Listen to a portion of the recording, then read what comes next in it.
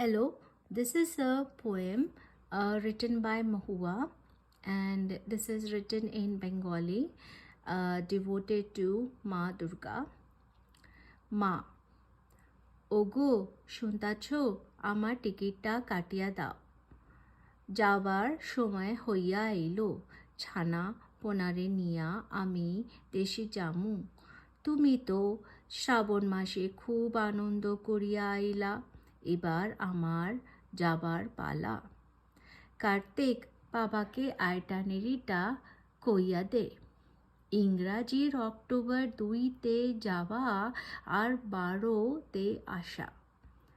সে না হয় আমি বলে দেব, কিন্তু তুমি কি খবর শুনতাছ মা? কত অনাচার পৃথিবীতে চলছে।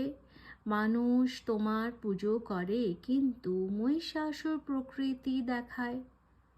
সে যা বলেছিস খোকা, আমি তো মা, তাই আবার যাইতে হবে বোঝাতে।